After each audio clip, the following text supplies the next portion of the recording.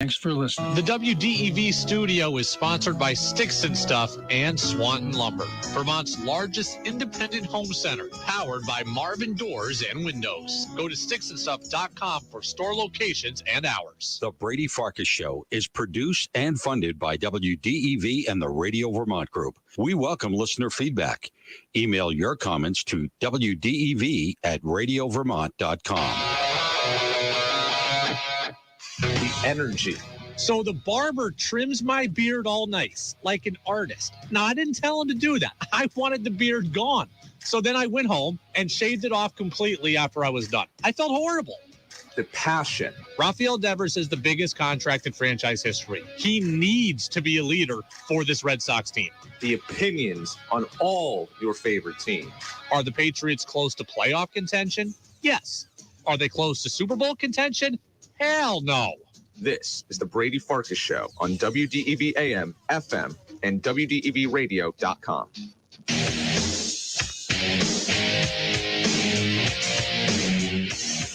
What's up, everybody? Brady Farkas Show back at it here on a Tuesday on WDEV AM and FM and WDEVradio.com. Show brought to you by Fecto Homes. We go up until 6:10 today, so a 40-minute show, and then we bring you Red Sox baseball. Sox taking on the Minnesota Twins. Get another look at an AL Central foe. Chris Sale on the mound for Boston. Sonny Gray, who's been excellent for Minnesota. First pitch is 7:10. So we're not here for a long time. We're just here for a good time. You can get in on the text line, 802-585-3026. That is 802-585-3026. 5, 4, 3, 2, 1. And here we go. Did have a texter text in, I won't give their name, but say that they are grieving today the loss of a neighbor. Their neighbor was a big Red Sox fan, and I'm sure there was a connection to our show there, being that we talk a lot of Red Sox. So we hope that you, our listener, are doing better and wish you strength in this tough time. Again, we're up until 6:10, and then it is Red Sox baseball. Good win for the Bruins last night. Let's start there. Bees take game one of the series, beating the Florida Panthers by a score of, I was saying 3-1 all day, but 4-2 the final on this one. No, hold on. Take that back. Looking at the wrong thing. I knew it was 3-1. I pulled up the box score here from April 26th of 2022, apparently. So right off the bat, I knew it was 3-1. I watched it yesterday. The score is right in front of me here. But as I pulled up the box score, I pulled up one from last April. So my mistake on that. Good win for the Bruins yesterday. Way to start the series off with a victory. It's important to hold home ice. All of the cliches. What team that wins game one goes on to win the series. That's all important. A couple of things really stood out to me in this one. Okay.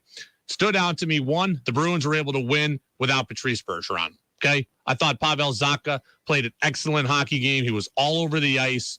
Bees were able to win without one of their best players. That's not easy to do. And the Bruins were able to do it. I understand that the Bruins are the better team. They're the higher seeded team. They're the record-breaking team. If anybody can overcome a loss, it's supposed to be them. But you go and you win without one of your best players, without one of your veteran leaders, without a guy that's been through a lot for you, without a guy who means a lot to centering your offense on one of your best lines. That's impressive. You go and you win without Bergeron. You have my respect. You have my attention on that. A couple other things I liked. Just the overall activity that the Bruins played with, right? That third goal, the DeBrusque goal where he gets it off a Lions pad there. I mean, that's Zacha, DeBrusque, they're just whacking at the puck. Just the overall activity, the relentlessness, the the not giving up, more cliches. The Bruins had it. And that's what it takes to win in the playoffs. A relentless nature, the ability to bring about waves of energy and waves of aggression and to wear an opponent down. And the Bruins were able to do that yesterday. The other thing that I liked was, and it wasn't perfect because Florida actually outshot the Bruins 33-29, but I like that the Bruins were getting pucks on net. And that sounds obvious, and that might sound like surface level hockey knowledge from me, but too often I see teams cycle the puck and cycle the puck and cycle the puck and look for the perfect shot at the perfect angle at the perfect time. And the Bruins yesterday got pucks on net when I felt it was appropriate. There are times you want to just set it up. You don't want to just fire everything blindly so that the goalie covers it. Now you have to do a face-off. So there's a balancing act there. But like that Marchand second goal, good opportunity to get a shot on net, and you were rewarded for it. McAvoy has Marchand, crisscrosses Wazaka, and it gets through line dropper. Brad Marchand lights the lamp, and the Bruins lead 2-0. A soft one. And the same thing happened on that third goal, on the DeBrusk goal, right? Shots fired on net. And that's just good hockey to me. Activity, relentlessness, shots on net. And when you get shots on net, you can create opportunities. The DeBrusk goal was born out of an opportunity from a shot on net. The first goal, which was the Pasternak goal, which was an incredible pass, no look essentially from Bertuzzi, that was created by a prior shot. It's not always setting up for the perfect shot at the perfect moment after the perfect puck cycling, get the shot on net, create an opportunity. It's like we say in baseball. Put the ball in play. You put the ball in play, something good can happen. You fire shots on net, you have a chance for something good to happen. And it did yesterday. I thought Lyon played a pretty good game in net for Florida. I thought he played pretty well overall. But you fire enough times, you keep coming enough times, you have an opportunity to create your own opportunities, and the Bruins did that. Look, yesterday was a fairly clean game. There was only 4 total penalties. But what was one of the differences in the game was Florida took 2 penalties in the first 10 minutes of the game. If you are them, you cannot have that. For as little as I know about technical hockey game planning, I know this. If you are the underdog, and the other team's building, you cannot afford to give the other team man advantage chances. And Florida did that instantly. Now, it didn't decide the game, but the Bruins were able to seize momentum midway through the first period because of being on the power play. They got 2 chances at it. They converted the second one. They wore you down a little bit. They tired you out. You had to expend energy on your penalty kill. You can't really try to create offense. The Bees score. They get up 1-0, and now you're instantly on your heels. That game could not have started any better for Boston than it started.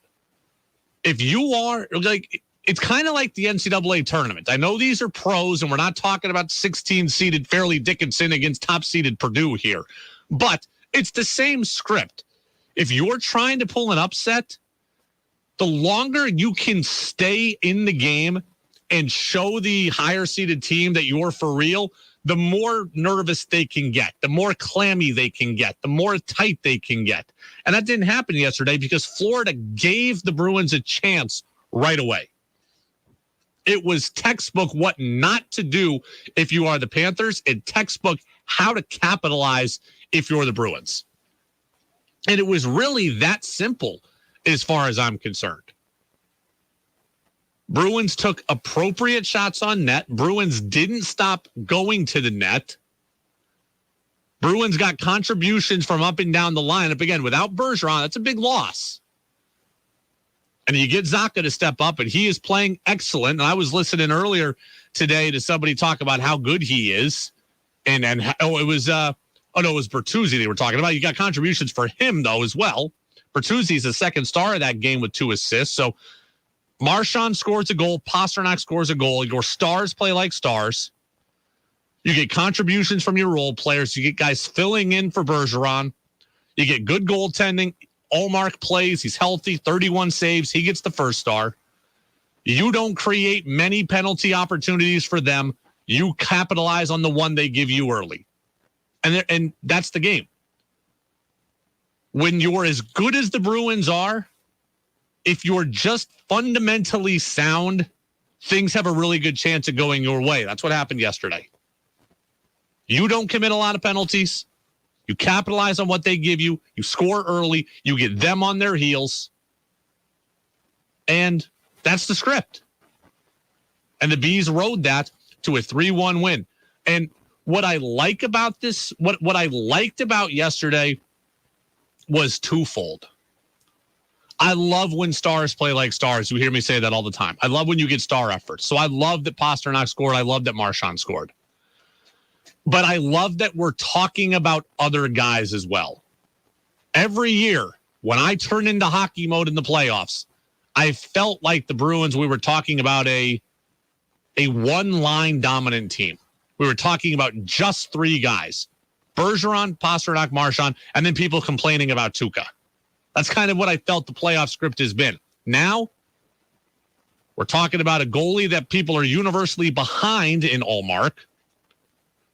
We're talking about Bertuzzi today, and we're talking about Jake DeBrusk. One of the biggest developments for this Bruins team this year has been the added performance of Jake DeBrusk. I have no idea what shook out between him and Bruce Cassidy. And I think Bruce Cassidy is obviously an excellent coach. He's done an excellent job with Vegas this year. But a place where he was lacking was the ability to reach Jake DeBrusk. Jim Montgomery has reached Jake DeBrusk. And here we are. We're talking about him. He scores a goal. He's had an excellent season, even though he dealt with the leg injury that was suffered at the Winter Classic. It's just been a complete effort this season. It was a complete effort last night. And we're not just talking about three guys. Three guys can drive the ship. But we're talking about others. We're getting other contributions. And that's important. And that's something that hasn't always been the case when I've talked about the Bruins come playoff time. I mean, Boston won more faceoffs, check. Boston committed the same amount of penalties, so they were even there, check. They had less shots, but I still thought the shots they took were timely and put pressure on Lyon, again, who I thought was pretty good. And they got contributions from everywhere. And now you are the favorite. You have established that you have a lead. You have sent a message. You're at home. Quick turnaround. You do it again tomorrow. And now I expect the Bruins to come out and take a 2-0 lead. I said I thought the Bruins would win in 6. And maybe they will. But I think they'll be up 2-0 after tomorrow. It's the Brady Farkas Show on WDEV, AM and FM, and WDEVradio.com. John over in Moncton says, good start to the playoffs for the Bruins. Nice job by Chara in the marathon. Yeah, that was good. He ran 3 hours and 38 minutes, John says. I had seen that, didn't remember it off the top of my head. I mean, we're talking about a guy who's 6'8", who's in his mid-40s, who's never been a marathon runner, and I'm not judging hockey players. Hockey players, to me, are generally not built like super great distance runners. Hockey players walk and run like they're on skates. It isn't always the prettiest or most efficient use of running movement. So to be able to do that, pretty impressive as well. John tells me good observations on the playoff win. Thank you very much, John. Here I am now getting credit for my hockey acumen. I think I know the game. I'm not going to lie to you and tell you that I know the third line center on Dallas or the backup goaltender on Winnipeg. I'm not going to lie to you about that, but I think I know hockey well enough to come out and watch it come playoff time and talk about it with you. Again, stay out of the box, capitalize when given a chance to have the power play, get contributions everywhere. Stars play like stars. I mean, that was a basic formula. Bruins followed it to a T last night. And they won more faceoffs, and I can't remember which goal it was. I think it was the third goal, because the Marchand goal was more on a, more in transition up the ice, more of a breakaway. It wasn't 1-on-0 or 1-on-1, but it was more of him filling a lane by himself. I think it was the DeBrusk goal that came directly off a face-off win, essentially, and it wouldn't have been created if they hadn't won the face-off. So good job there by the Bees to win more face-offs. Joe says Bruins were great last night. Bertuzzi was great last night. The kid can really play. That's what Tony Amonte had to say last night on NBC Sports Boston. Bertuzzi, I think, has been the best pickup of all around the trade deadline. I just think this kid's a player. He sees the ice. He's always setting his teammates up right in the middle of the ice. Gave Orloff a pass early in the first period tonight, right in front of the net alone. Then he sets up Pasternak 2 shifts later on the power play with a behind-the-back pass. This kid has skill. He does it at both ends of the ice. The pass he made yesterday on the first goal, on the Pasternak goal, I mean, that was incredible. Can't tell you it's the best hockey pass I've ever seen. I've seen some incredible hockey passes before, some incredible highlight-related passes before. But that pass, essentially no look, behind the back, just the vision that you have. And look, hockey's not basketball, right? Basketball, we're running set plays, and I have a general idea of where my teammate's going to be on the field. Right? We all get excited about Patrick Mahomes throwing these passes, and they are impressive. But football, I have a general idea of where my guys are going to be. Hockey, you can have no idea where guys are in relation to you. And Bertuzzi just did a great vision on the ice, great ice sense to know that somebody was there. I don't know if he knew it was Pasternak, but he knew somebody was there. Phenomenal pass, phenomenal vision, a great goal.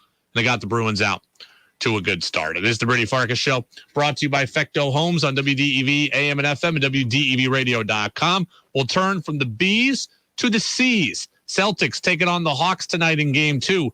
Pretty simple for me. There's one basic thing that has to happen. I'll tell you what that is next. Are you looking to get rid of your used mobile home?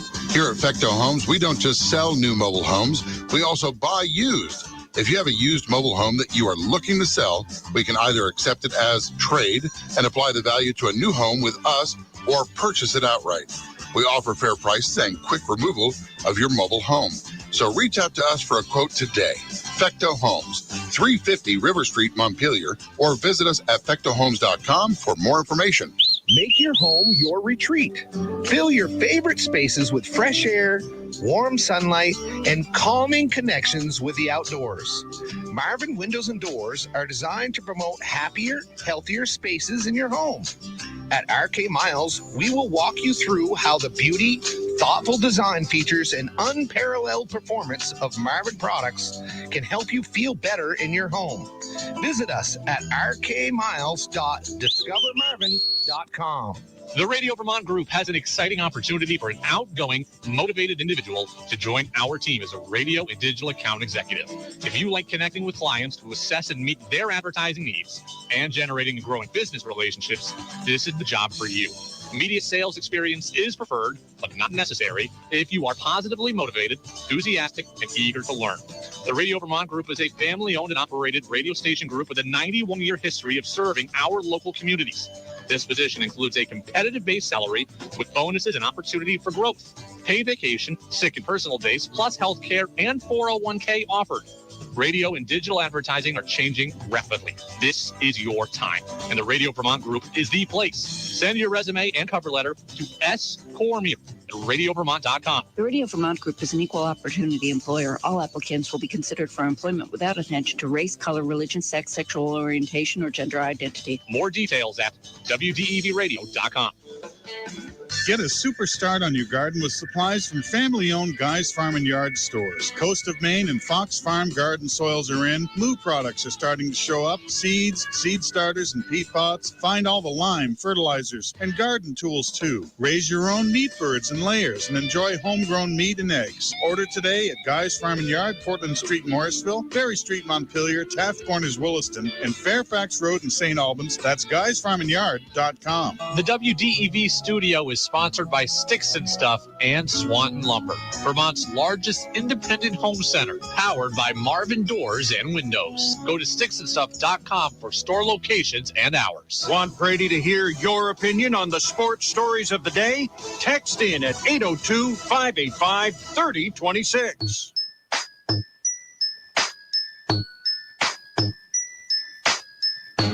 Now it's back to the Brady Farkas Show on WDEV AM, FM, and WDEVradio.com.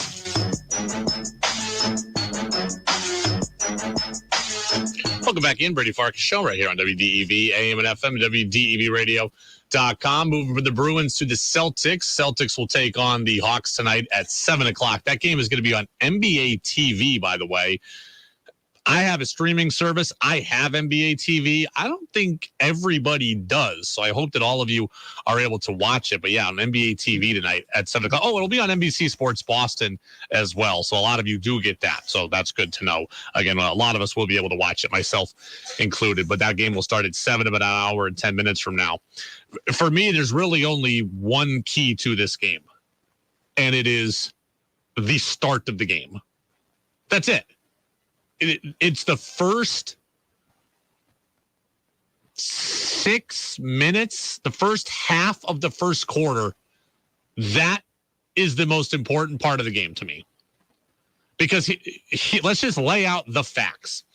The Celtics dominated Atlanta early in game one. Atlanta outplayed the Celtics in the second half. So Atlanta is in their locker room after the game saying, hey, we've unlocked something here in the second half. We can take that into game two. So if I'm Atlanta, I'm saying to myself, hey, we did a lot of good things second half of game two. We shot it better. We moved the ball better. They missed some shots. We forced them into some turnovers. Now let's go out and do that from the start.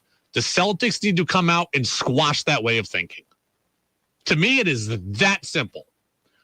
If the Celtics come out the first 6 minutes of the game and are up 18-7, Atlanta will eventually just go away because they will realize that whatever momentum they took from game one into game two was a figment of their imagination.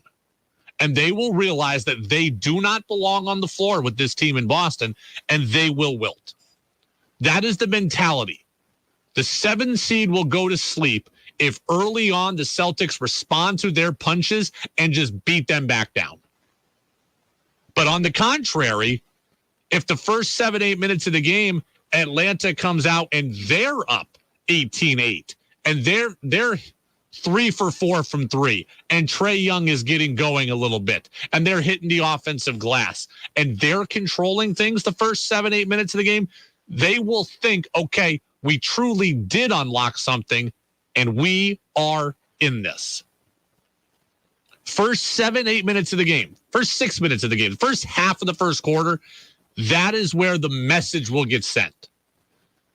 Celtics can come out and prove to this team they don't belong on the floor with them, or Atlanta can come out and say, we are in this. And listen to the way that Atlanta's talking. That is what they're expecting. Their head coach, Quinn Snyder, is talking about the momentum from the end of game one and bringing it to game two. As I said, I mean, I think for our guys to understand that, you know, there's 2 halves, there's 4 quarters, and there's 7 games. And, you know, you have to, I said it before, I mean, you have to, the mental toughness that's required to win a series in this league is significant. And we have to continue to demonstrate that. And I thought we did tonight. I thought we were a tough team to be down like we were and continue to play. You know, that's hard to do. And that's what we did. And Trae Young, their best player offensively, is saying something similar. I think just the aggressiveness. I mean, us coming out with the mindset of just trying to build momentum and just trying to get back into this game. But we knew we couldn't do that unless we got shots up and was aggressive and shot it when we were open and things like that. So guys were just more aggressive, and we got stops on the defensive end, and that helps getting out in transition and getting some easy baskets. So hopefully we can carry that momentum in the game too and start out better. So Atlanta thinks they have the mentality and they think they have the ability to come out in game two the way they ended game one. You need to show them that they don't. You need to show them that they're wrong. And it's that simple. If Atlanta's in this game and ahead 6 minutes, 8 minutes into the first quarter, this is going to be a game. I'm not telling you the Celtics won't win it no matter what, but this is going to be a game. If the Celtics come out and dominate the first 6-8 minutes, it won't be a game. The Celtics will be able to coast eventually like they did in game one if they control it early. Because you know how I feel about Trae Young. I don't think he's particularly tough physically. I don't think they're particularly tough mentally with him as their leader. If you squash the early momentum, they will go away. And it's that simple to me. We can talk about rebounding. We can talk about defense. We can talk about turnovers. We're going to know all of that first 6-8 minutes. If Trae Young comes out and hits 2 threes in the first minute, we might be in for a game. If they come out and Clint Capella's all over the glass and he's blocked a shot and he's got 4 rebounds in the first 4 minutes, we might be in for a game. But if the Celtics force turnovers, if Marcus Smart is all over the floor, if the C's are diving on the floor, they're out in transition, and there's Jason Tatum and there's Jaylen Brown, and boom, we're at the 6-minute mark and it's 20-9, the Celtics are going to roll. Like, I don't think this one takes rocket science. This one, to me, is more mental than it is physical. We know the Celtics are the better physical team. Now it's just a mental battle at the start. If Atlanta comes out and feels mentally like they're in it, then anything can happen. If the Celtics come out and beat that down early, then it's going to be a blowout. And that's what I'm hoping for. And that's what you're hoping for. What do I think is going to happen in this game? I think the Celtics are going to win by 15. They won by 13 the last time out. I think this game will be closer than the last one, but I think it will end with a greater score disparity. 119-104 feels like something like that for me. 122-107. I'm kind of in that range. Curious what you think. 802-585-3026. Yeah, I feel like 122-107. That's kind of where I'm at. I think Celtics get a big game from Tatum and Brown. The one thing I want to see in this game is I want to see a better game from Malcolm Brogdon. He was essentially a non-factor offensively in the first game of this series, right? The Celtics got 24 points from Derek White, so none of us really paid much attention to it. But you go look at the box score. Malcolm Brogdon played 21 minutes, was 1 of 6 from the floor, 0 of 3 from 3, and had just 5 points. If we're talking about the Celtics being able to win a championship this season, Malcolm Brogdon needs to play like a guy nominated for 6th Man of the Year, and he just didn't in game 1. So what do I want to see? I want to see Malcolm Brogdon play better. I want to see him be more of a factor offensively. That's for sure. Because he's clearly got the ability to be that guy. You look at Malcolm Brogdon's basketball reference page, he is a guy who has accomplished real things in his career. Okay? He's put up real numbers in his career, and he's done it for 3 different teams. He's Rookie of the Year in 2017. I'm looking here. I mean, he's averaged double figures every year of his career. He averaged 21 back in 2020, 2021. He averaged 15 a game this year. He certainly can and should give this team more than 5. I think it's fair for me to ask that. There's one thing I'm not satisfied with out of game 1. It was Brogdon and his offensive performance.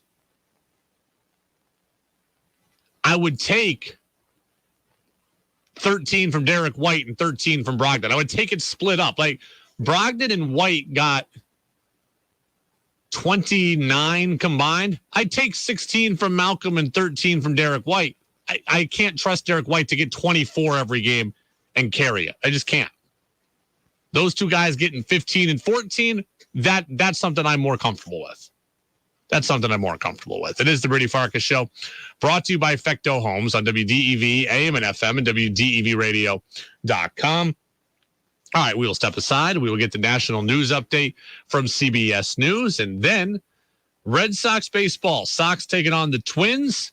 I'll get you the Red Sox lineups, and we got to talk about Chris Sale, because I saw a stat today that really makes me nervous. I saw a Chris Sale stat today that really makes me nervous. I'll give you the Red Sox lineups against the Twins. I'll tell you what that stat was, and we'll talk about what Sale needs to do in order to beat Minnesota. It's a pretty good Twins team coming to town right now. We'll get to all of it after CBS News and the Brady Farkas Show on WDEV, AM and FM, WDEVradio.com, and always streaming on the free WDEV radio app. This is WDEV, Vermont's news station, owned and operated by the Radio Vermont Group. From the top of Sugarbush, 96.1 FM, WDEV Warren and Waitsfield, 96.5 W243 Barrie, 98.3 W252 CU Montpelier, along with our founding station, AM 550 WDEV Waterbury Montpelier, streaming at WDEVradio.com. 91 years of serving Vermont, the friendly pioneer, WDEV. This is CBS News on the Hour, presented by Indeed.com. I'm Monica Ricks in New York. Fox News dodged a defamation trial today and agreed to pay Dominion Voting Systems $787 million for lying about its voting machines, claiming they helped rig the 2020 election. Dominion CEO John Polis. Truthful reporting in the media is essential to our democracy.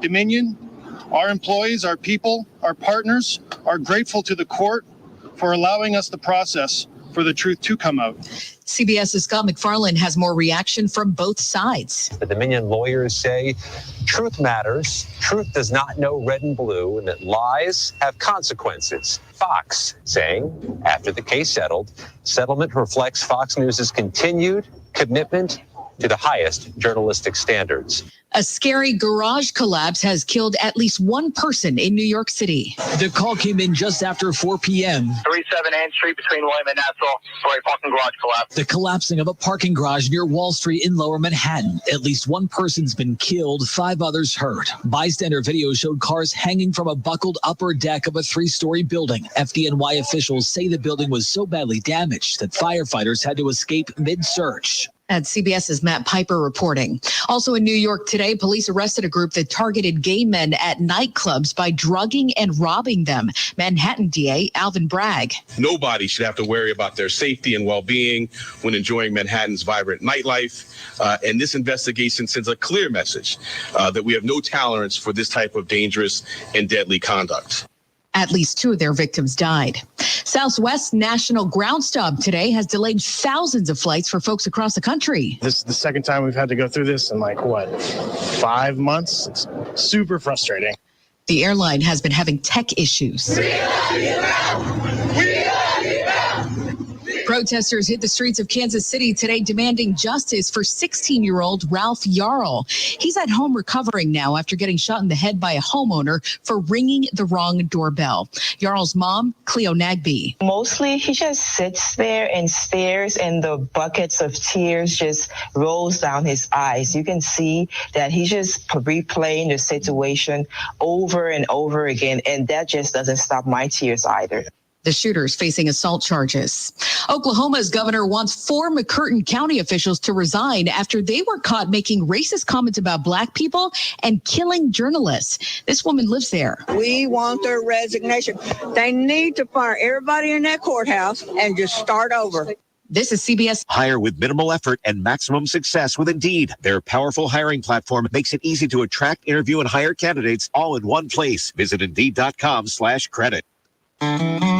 Hello, Ben here from P&R Lumber in Woken. Friday night, March 31st, we suffered a fire. With working for great local fire departments and community, we saved our sawmill building. P&R Lumber is open for business. Rough, spruce, and hemlock in stock. Rough, white cedar in stock for all your spring projects. Dressed pine, V-groove, ship-up, and square edge in stock. Like our Facebook page for all inventory updates as we come back. Our family at P&R Lumber would again like to thank all the fire departments and local community for their support. P&R Lumber, 472-6636. Hi, folks. This is Peter Burke. Join Joel Mashman and me in the garden Saturdays at 12:30. Don't try to do it alone in your garden. Call in with questions for advice or just to share your successes in the garden. Brought to you in part by Menard's family-owned True Value Store, Brooklyn Street, Morrisville. Blossom's Florist Greenhouse and Perennial Farm in Colchester. And Sticks and Stuff in Swanton Lumber, Vermont's largest independent home center. Go to sticksandstuff.com for store locations and hours. Rex Skeleton could snag big bucks. Luckily for us, we won't run into that terrifying T-Rex from Jurassic Park anytime soon. But a skeleton of the predator that roamed the Earth some 67 million years ago is expected to fetch up to $8 million at auction in Zurich. The 239 T-Rex bones were dug up from 3 sites in the U.S. and have been assembled into a menacing pose, 38 feet long and just under 13 feet high. The creature has been named Trinity. The auction house says original bone material makes up more than half of the restored fossil. Allison Keys, CBS News. Metallica plans to release every music video from their new album 72 Seasons in American Sign Language. The title track video is out now. The 11 remaining songs will be released with lyrics and ASL next Tuesday. The band's been working with a nonprofit. They're the first to do it. Monica Ricks, CBS News. Fun. The Brady Farkas Show now has an interactive text line, so reach out now at 802-585-3026. Now it's back to the Brady Farkas Show on WDEV AM, FM, and WDEVradio.com. Welcome back in, Brady Farkas Show, brought to you by Fecto Homes on WDEV AM and FM and WDEVradio.com. Red Sox baseball about 5 minutes from now. Texter says this might be one of the most important starts of Chris Sale's career in the last few years. I don't believe that. I mean, Chris Sale's got 2 years left on his contract. He's making another $50 million. They're not cutting him. They're not putting him in the bullpen because of this start. He's got a long leash. And as they fall out of it more, which they invariably will, his leash will get longer. So, no, it's not the most important start. You'd like to see him do well.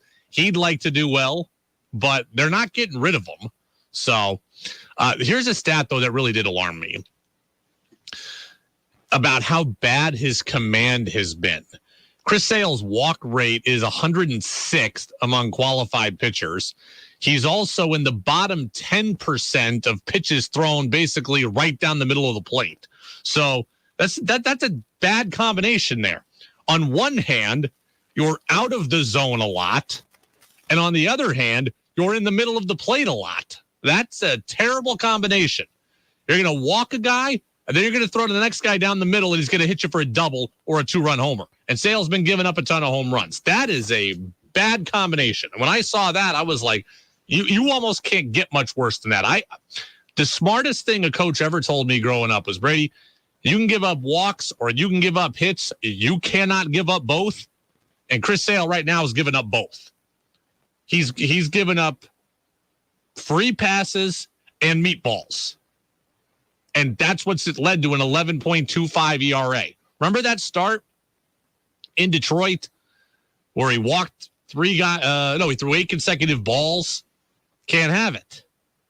Last week against Tampa, 3-run homer in the first. Can't have it. I mean, too many pitches that are non-competitive and then too many pitches that are right down Broadway. Not a good recipe. Not a good recipe at all. I'm going to give you the Red Sox lineups a bit early here just so I can finish up with another thought.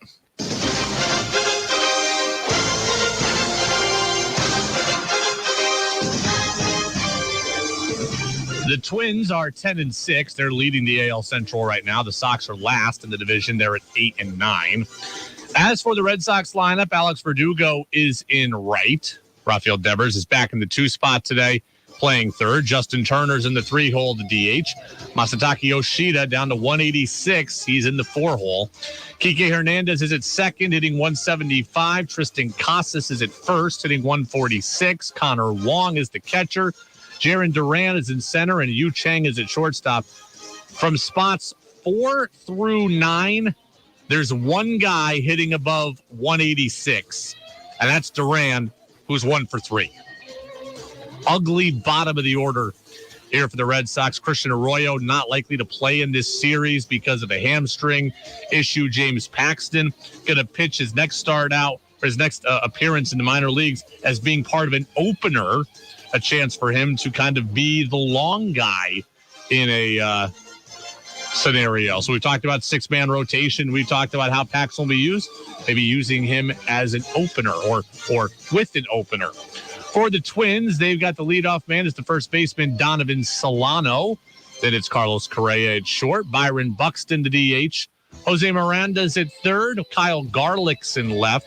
Welcome back, Christian Vasquez. He's the catcher, hitting sixth. Michael A. Taylor, acquired from the Royals this offseason, is in center. Max Kepler, hitting .091, is in right. And the 9-hitter is Willie Castro. He is 2 for 17 this season. The Twins, they're 10-6. They don't have great numbers either, but they are 10-6. Sonny Gray's on the mound, 2-0 with a 0.53 ERA. Celtics tonight in about 50 minutes. We'll recap that tomorrow. We'll have Tom Karen-Nesson on the show tomorrow as well. We will have plenty to get to. I'll see you tomorrow. Go Sox and go C's here on DEV. It's time for the Mass Mutual Red Sox pregame.